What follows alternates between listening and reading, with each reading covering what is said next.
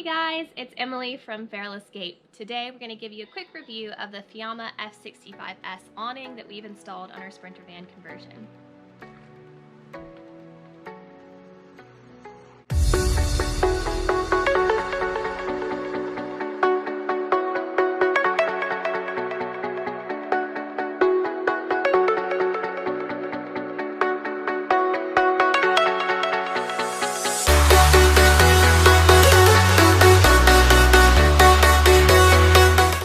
It's really easy to set up. You just take the pole winder mabob, stick it in to this hoop up here,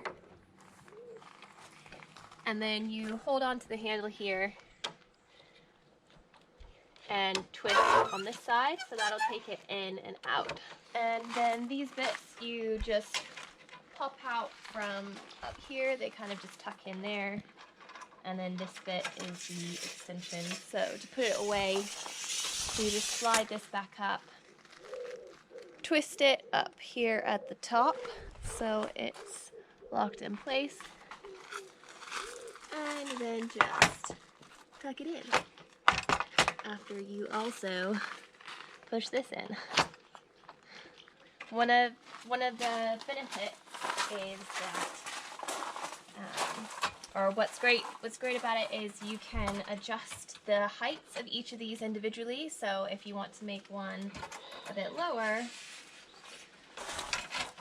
that means if it rains, you can decide which way the runoff goes. So I've just made this one a bit lower, so if it rains, the runoff will just come this way.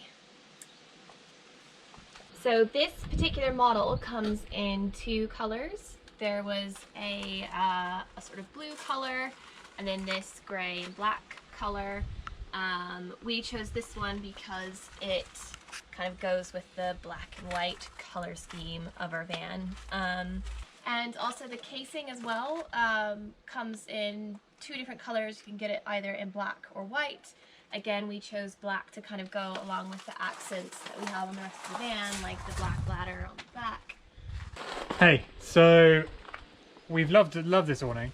A couple of points to note.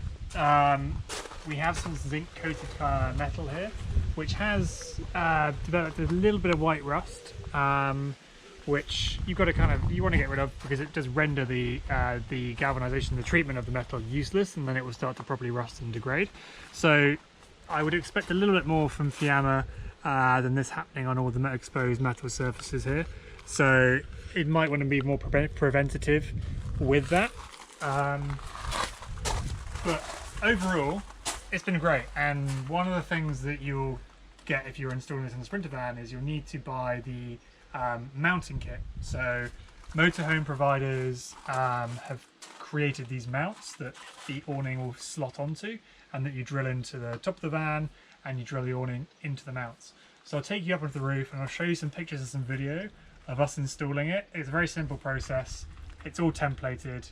It's all based on the roof plugs that are on top of your Sprinter van. We have another video on that, which I'll link to just here, where you can remove them, and what you do is you bolt down through those lugs. But I'll take you onto the roof and I'll show you what those mounting brackets look like.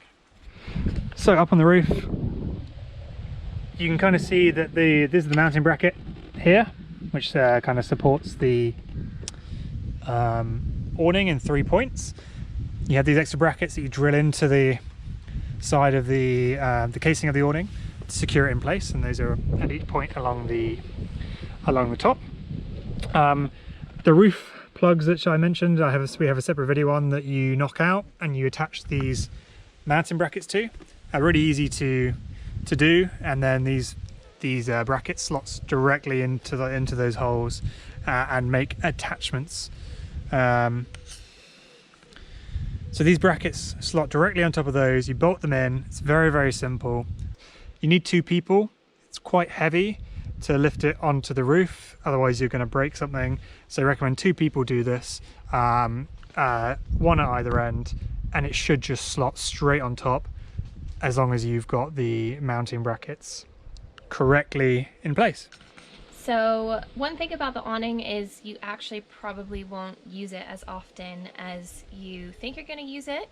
It's a great idea. It's nice if there's, you know, a bit of rain out or if you want some shade, but in all honesty, we probably used it just a handful of times in the entirety of 6 months traveling in it.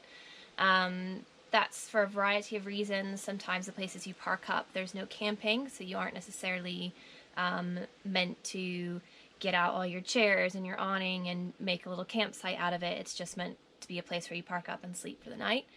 So in those type of places, you won't really want to take it out. But in a proper campsite or in a space that's a bit more open, wild camping, you can definitely take it out and have a good time. As you can kind of see here, we've gone from the front to just behind the back. A couple of reasons for this. First, we wanted to have roof bars just for some extra space. We didn't have the budget to put on one of these quite expensive kind of full roof racks. So these roof bars are quite a cost-effective method, and they use, again, the pre-drilled through plugs that these roofs come with. And also, we just didn't feel like we needed to spend the extra money on getting an awning all the way to the back of the van. This is still 3.4 meters long, so it's still a pretty sizable awning. I hope this was useful in helping you decide whether or not this awning was for you.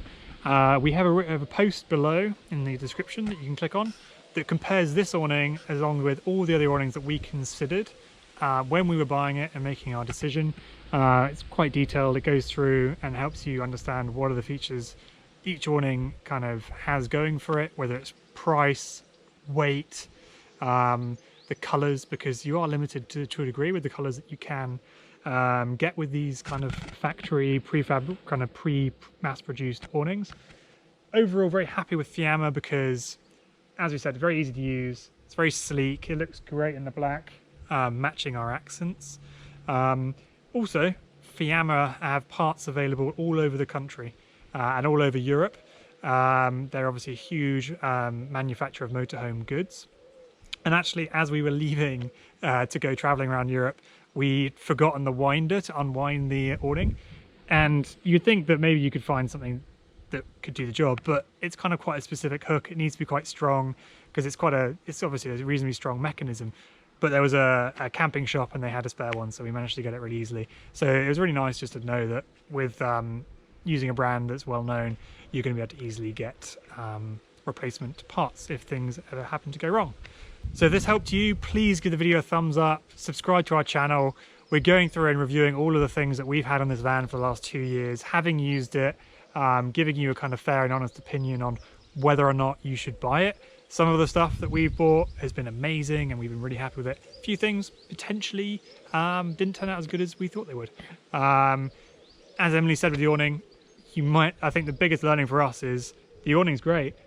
We didn't actually use it that much because we were either parked up at a place we were trying to kind of stealth camp, or it just wasn't necessary. It wasn't either sunny enough or hot enough, and when it was raining, we didn't need it out. So the biggest learning for us was potentially, did we need it at all? It's very nice to have. I think it adds a lot to the van.